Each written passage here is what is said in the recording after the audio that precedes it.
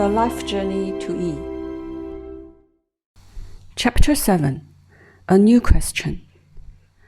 Another morning at 4:30, I woke up from another weird dream. Lying in the bed, I opened my eyes and blurted out, "I am back."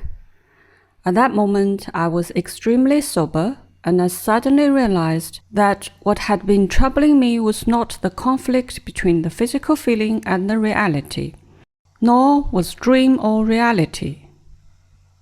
I stood up and walked to the window. I pulled the curtain aside. The east sky was turning gray a little bit. The sky was not dark, but a kind of navy blue. The stars could still be identified sporadically. I stood in front of the window for over an hour, gazing at the navy blue which turned lighter and bluer. The sporadic stars turned dark and blurred until they disappeared.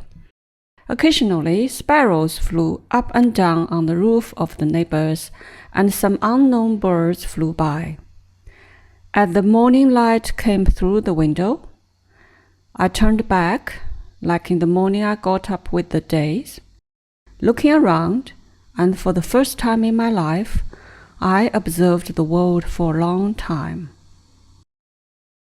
Since that morning, I possessed two abilities which benefited me a lot later. The abilities are not extraordinary functions or magic. They can be understood as like the abilities of logical thinking, movement, eating, or digesting. Over 1 hour I stood in front of the window, I felt overwhelmed by one of the abilities, which I call it sensing. After that moment, the weird feeling became weaker. I felt instead a sense of clarity. I was re-examining rather than observing the world, which became different in my eyes. I could feel that a certain kind of energy was activated and waken up. You cannot imagine how shocked I felt at that moment. In the morning I got up with the days, I woke up. The energy woke up. In that morning, I was back. The energy returned from the weird dream.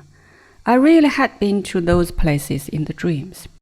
The question of dream or reality misled me.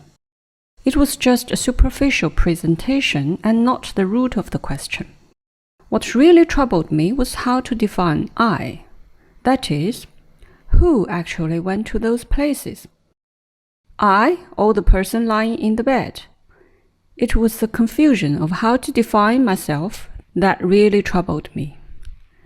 The answer to the question did not bring me any feeling of happiness, because that was a new question.